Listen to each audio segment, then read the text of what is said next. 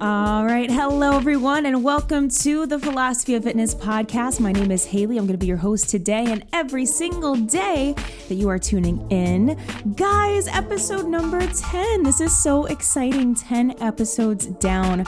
I've been loving doing this so far. It's been so fun. And if you're watching this, I actually have a new lighting setup. So I have a nice little mood light that changes colors, which I'm super excited about. And just something to kind of change the vibe a little bit. So I have a really, really fun topic for today. I'm going to be talking about the history of women in fitness. It's something that's really fascinating to me. And I feel like as history has evolved, so too has women's place or women's, role in working out and fitness and all of that, bodybuilding, all that kind of stuff. So it's all really interesting to me. But before we get into that, I'm going to start off today with a little bit of alternative news for you guys. So if any of you are interested in finding alternative news or uplifting news, I would suggest checking out Collective Evolution. I find a lot of my stuff from there, and a lot of it is really insightful, different approaches, things that you wouldn't normally see in mainstream media. So the article that I found for you today is that more public schools are choosing meditation over detention. So meditation has been proven to assist schools with the stresses and pressure of schools that young children face. And more schools are adding programs to teach kids meditation and mindfulness. So there's public schools in Pittsburgh now that are joining the growing number of forward-thinking educators by bringing mindfulness practices into the daily schedule for students. Some of these schools are opting to try meditation before detention, to get the results they are after. And they also try to kind of replace detention with meditation as well, which I think is really interesting. So there's a school in San Francisco, actually, that had really good success with this. So 4 years ago, they introduced something called quiet time, and they incorporated that into the daily regime. And that was basically like meditation time. So they noticed that there was a 79% decrease in suspensions and an increase in attendance to 98.3%. And an overall GPA increase by 0.4. So that is some mind-blowing information. There's some mind-blowing stats for you. There was a young student named Tobias that revealed that meditation helped him deal with his anger. And he even said, and I quote, "Before this, I always wanted to fight everyone for some reason." So I think that this is so amazing. And I think especially in a time right now when there's so much stress going on in the world, I can't even imagine being a child and trying to navigate this crazy climate that we're in right now. I think that meditation is something that could really help a lot of kids kind of channel their stress and their anxiety and everything that they're kind of feeling and being bombarded with in a really healthy way. So if you're interested in reading this article, as always, I will leave the link into the description for you to kind of look at on your own. But let me know, what do you guys think of this? Do you think that meditation is something that could replace detention? Do you think that that's a good move? I would be very curious to hear your opinion.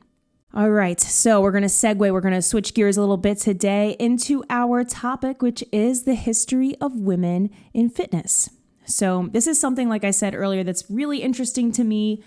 And I kind of feel like historically women didn't really play much of a role in working out. I mean, you think about ancient times, think about back in the 1700s when women were wearing those crazy dresses with those huge skirts that like billowed out, and women wearing corsets and everything, and kind of just throughout history, the woman's place always being as the caretaker, her place is in the home, and kind of seeing that evolution of women sort of, counteract that and sort of step away from it is really cool. So I took a look here at the past 100 years, or actually 120 years rather.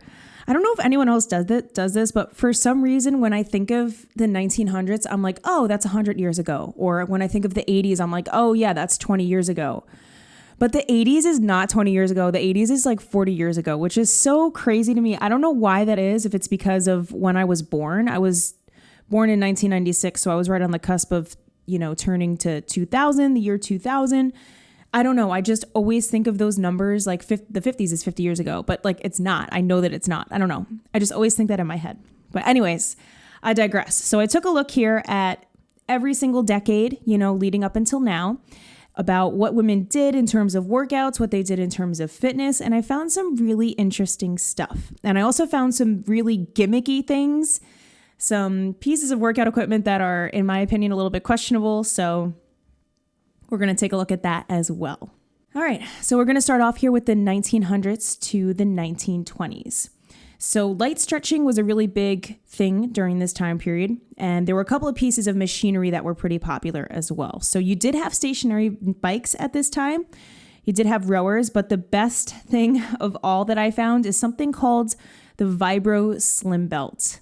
And I'm going to put a picture of that up here for those of you that are watching this. If you're listening to this on Spotify or any other streaming service, remember that you can always watch the podcast on YouTube as well. I'll leave a link to my channel in the description. But yes, this Vibro Belt, guys, is so crazy. So basically, it's supposed to do all of the work for you. So you stand on this platform and you put this belt on, and it does exactly what it says. It vibrates, and that's supposedly supposed to help you kind of lose your flab or whatever you want to call it. And these belts have been around for a long time, and they're going to keep popping up here through the decades as we go along. And these belts, I think, even still exist in some of the big box gyms today. I think I've seen them around. So yeah, there's a good chance you could have seen this somewhere. But yes, this was the big gimmicky thing of like the 1900s to the 1920s was these Vibro belts. So keep an eye out for that as it comes. Also, really important to note that active wear at this time is very different from what we have now. So I'm in like an active wear shirt now. I'm sure most of you that are listening to this, you know, you wear your sneakers, your sports bra, your leggings when you go to work out. But back then, women wore high heels, skirts, and dresses for their exercise. I can't even imagine doing that. I can't even wear heels, honestly, let alone wearing them to work out. I struggle so much with trying to walk gracefully in heels, and I don't know why. It's like not a cute look for me, so I usually just try to avoid them altogether. I mean, they look so good, but an hour in of wearing heels and my feet are like, yeah, we're done. Like, take them off, you know? So yeah, really interesting that people were wearing that to work out back then. Yeesh, crazy. All right, so the 1930s to the 1940s. So I found some interesting stuff here from Harper's Bazaar. Again, as always, if you want more of this information, I will link the articles down below. But this is when workout classes started to become a major craze. So the Cosmetic Pioneers back then, so you had Elizabeth Arden and Helena Rubinstein, they opened salons, and they also sold women on the novel concept that their physical appearance was in their control. So women were kind of sold this idea that they could take their power back by controlling their appearance and by kind of sculpting their body into whatever it is that they wanted to look like. And very well-to-do clients were given instruction on skincare, cosmetics, and very gentle fitness regimens, which included light stretching, dancing, or rhythmics, as they called it. I don't know why I think that's so funny, and other movements mostly designed to improve posture. So at the time, the medical community didn't yet universally recommend exercise for women's health, but Arden and Rubinstein both preached that it was important for beauty and womanhood, and that it could help a woman appear slimmer and more graceful. So again, kind of feeding into that narrative of how women should look. Cardio also slowly started to take off a little bit during this time. Women were jump roping back then a little bit, so good for them. Jump roping is always fun. Sweating also became a little bit more acceptable, so they finally found a place in the gym. But back then, they actually referred to the gyms as reducing salons, which is like such a funny, weird term, right? It's reducing salons, so it kind of just means exactly what it is, that they are reducing the fats on their body and they are gaining feminine strength. So also another interesting fact about this time period, again, keep in mind the 30s to the 40s, women were encouraged to get moving to serve a greater good. So in the same year that the U.S. entered World War II, the Civilian Defense Protective Services were launching, and these women were training for their duties as members. So kind of coincided with the war effort there, which I think is interesting as well. Again, that's when we really started to see women kind of divert away from their typical roles of what they were expected to do. So that being said, we're going to transition into the 1950s now, not 50 years ago. Keep that in mind. So this was the age of celebrity boutique fitness classes. And anytime I think of the 50s and working out, I always think of Marvelous Mrs. Maisel. I don't know if any of you have seen that show, but it's an awesome show on Amazon Prime, and it takes place in the mid-1950s, I believe. And I just picture that scene where Midge, the main character, is working out with her best friend, and they're doing these silly little jump rope not jump rope, hula hoop motions in this workout class, and how silly it looked. And they're all in their pearls and their little heels. But yeah, that's what I always think about when I think of 1950s exercise. And interestingly enough, hula hooping was pretty popular at this time. It was considered a great form of cardio back then. And women were slowly starting to transition now to working out in more what we would consider workout clothes. So we did start to see people switching a little bit over into leggings and leotards. But that being said, there was still plenty of gimmicky stuff that was going around in this time. So there was a really popular piece of exercise equipment back then, and I don't know if I'm going to pronounce this correctly, but it's called Las Pikas. I don't know how to say that. I'll put a picture of this up if you're watching. But basically, it's 2 sticks with a non-slip piece of wood, and it kind of allows you to move in any which way that you want. So not really sure what the goal was with that, if they're looking for core strength, I don't know. But yeah, that was the huge gimmick of the 50s there, was that little contraption. And stationary bikes started to re-enter the scene as well. So now we're going to fast forward ahead to the 1960s. So as the 60s progressed, people began embracing working out for reasons other than weight loss. So in this decade, the term aerobics that we're all familiar with now was coined by Dr. Kenneth H. Cooper, who was an exercise physiologist, and he developed a system of exercises intended to prevent coronary artery sickness. So that's really interesting. This is when people kind of started to see the connection, not only for men, but also for women, between physical exercise and your overall well-being. So the 1960s also saw the birth of the modern bar industry. So pure barre classes like those. This workout was actually invented by Lottie Burke. I hope I'm saying her name right. She was a retired German dancer who combined ballet moves, yoga, and rehabilitative exercises to help herself recover from a back injury. So she discovered that this workout was really beneficial for her in staying strong and supple. And so in 1959, she opened a small basement studio on Manchester Street in London. And all throughout the 1960s, she attracted a star-studded clientele, and it really took off, and it's still around today. So there you have it. That was kind of the start of that. And now we'll move into the 1970s here. So the 1970s seems to be a really pivotal decade for women's involvement in exercise. So this is when jogging really finally became popular. A lot of women started jogging a lot. And this is also when, fun fact, jazzercise came into existence. And this is also, jazzercise as it came to be, was also the start of the trend of instructors wearing headsets or microphones while they're instructing these group fitness classes. So I know a lot of people associate jazzercise with the 80s usually, but it actually started off in the 70s.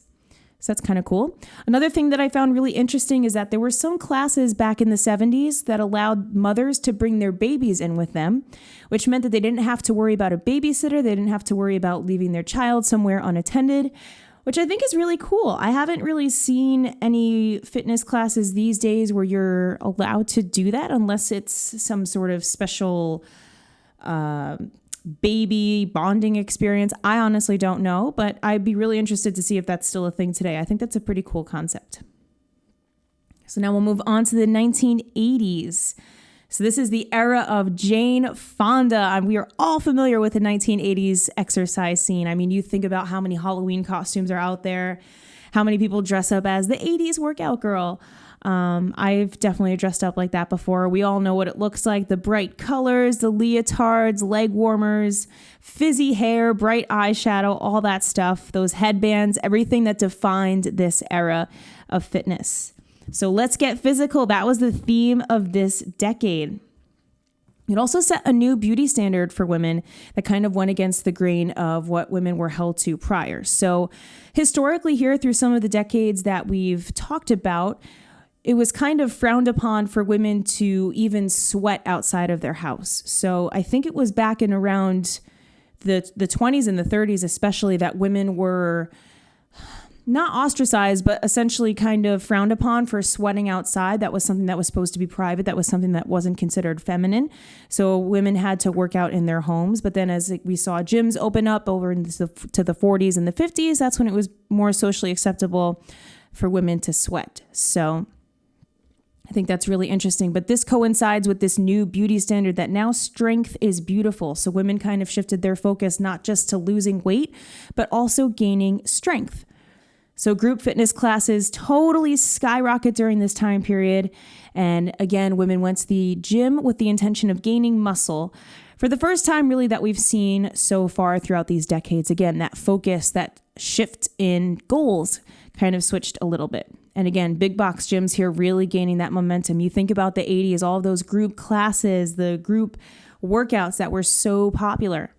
So the 1990s, we see the return of jogging becoming a popular form of exercise. Remember, back in the 70s, jogging was really popular. So now it's coming back here in the 90s. And this was actually the dawn of the hideous joggers outfits, matching sets that people are familiar with now. So I think that's really interesting. Lots of very bright colors, kind of in your face, very loud. But yeah, it was a big part of that time period. And this is also when the aerobic stepper classes became all the rage. I don't know if you guys are familiar with this. My mom still has the stepper to this day, but these were like iconic workout videos. I even remember watching them as a child on the VCR. My mom would have her little stepper and the ladies on there, with the headband, the leotard, the leg warmers, everything. And you kind of just step to the music and you literally step out, you step away your calories, you get your workout in that way. And I guess it's a good option for people that are, somehow injured or have limitations. And that was really popular, not only as a VCR, but also as group classes for people. So really, really interesting there. And this is also an interesting time because the 90s is when we slowly start to see that transition from the craze and the obsession of these group fitness classes to something that's a little bit more catered to a certain individual and their specific needs. So this is when personal trainers really start to enter the scene. People want something more personal. People want something that's specifically made for them and what they can do. And to this day, personal trainers are still hugely, hugely popular. So it all started back in the 90s. That's when they really gained their traction. So now we're going to move ahead here, the dawn of a new century, the 2000s. Buns of Steel, guys. Buns of Steel was Buns of Steel was a workout video that became really, really, really popular here at the turn of the century. So again, women wanted to tone, shape, and sculpt, and this workout video promised to do just that. Again, it pretty much looks exactly like it did in the 80s. It's just a little bit more of that kind of, toning, that you will, if you will. Also, working out at home became popular too again. So you have the return of working out at home. People have these VCRs that they can follow along with. You can work out in your house. You can keep an eye on, your house, your children, whatever it might be. So again, workout VCR videos becoming super, super popular. So that's early 2000s there. Again, shifting focus. Women want to tone, shape, and sculpt. And all throughout the 2000s, video workouts are hugely popular. So you have the likes of, like I said, Buns of Steel, early 2000s. As we start to go into the later 2000s, you have beach body workouts, dance along videos, you have Zumba, Insanity, all of these big workout video programs that people can follow in their house. And also, super iconic part of the 2000s is Taibo, which is a martial arts dance fusion class. And this was all the rage, guys. If you think about it, I don't know about you, but I feel like the most quintessential song of the 2000s is Drops of Jupiter. And there's that line in the song where he's like, checks out Mo's out while she does Taibo. So it says it all there, right? Taibo, iconic 2000s workout. And again, you could do that in the comfort of your own home. I'm pretty sure they had VCR videos of that, classes of that. Again, group classes still hugely popular as well. So that was kind of the 2000s workout state of mind in a nutshell. So now we're going to fast forward to the 2010s. So we're getting more into recent territory here, which I'm sure y'all are all familiar with. So this is when the really trendy kind of group fitness classes like Soul Cycle, Y7 Yoga, Orange Theory, Barry's Bootcamp really start to become all of the rage. You have these stylish, sexy studios with dim lights and thumping beats and good music and a workout that's given to you, somebody telling you what to do and you kind of follow along, and it becomes very, very appealing to the masses. So this is when it really starts to take off. So again, that was hugely, hugely popular, and it still is to this day. But things have shifted now. So let's fast forward here. We're at 2020, the start of another decade, guys. It's been a bumpy start, obviously, but it has definitely impacted where fitness has gone. Think about it. So the thing that's huge now for a lot of women is obviously working out at home because gyms are closed. But you have companies like Peloton that are totally dominating the game right now. Again, online workouts, things that people can access from home. So Peloton, you have all kinds of guided runs on there. Obviously, you have Peloton bikes, Nordic tracks, these smart pieces of equipment too that we can put in our house that can help us complete our workouts. So again, Peloton bikes, Nordic tracks, mirror home gym as well. That's also something that's been taking off. So I definitely see, this is my opinion and prediction, that for this decade, we're going to continue to see more of this in-house stylized technology that helps us get after our workout at home. So it's going to be an immersive experience. I do see more of that coming into play. And I don't know what the future is going to hold for some of these big box gyms. I think it's definitely going to be affecting how we get our workouts done and what we do, but things will open up, eventually. I don't know where you are listening to this, but hopefully things will open up soon. But I don't see any of this stuff going away anytime soon. That's for sure. These companies are absolutely dominating it. And as long as people are comfortable working out in their house, they're going to do this stuff. So all right, and that is our travel through the ages of the last century of exercise and women's role in fitness and seeing how far women have come through the ages here. It's pretty interesting to me. I mean, you think back to the 1900s, like the early 1900s, especially I always think of the Victorian era. Think about how different society kind of accepts women now or allows us to work out. I don't even know how to really say this. I hope I don't offend anyone saying this, but basically women have come such a long way, especially in the space of fitness, that there used to be this expectation that women had to be kind of docile and only stay in the home and take care of children and cook and clean. And obviously we're capable of so much more than that. So it's really cool to see how over all this time, people have gone against the grain and also realized the health benefits of working out and the ways in which it can benefit us mentally and physically, and also coming to realize that we should do this for ourselves. I know that a lot of these time periods kind of associate it still with the stigma of this is going to make you look better. This is going to make you more attractive to a potential mate. And I think that is a bit of an unhealthy approach to working out, and it is something that has been observed a lot. At least this is what I'm gathering from looking into this stuff, is that it was kind of done. Obviously, it was a very progressive thing to get women to even, work out. But I think it also played into a role of always making sure that you had to be attractive and look a certain way and be a certain way.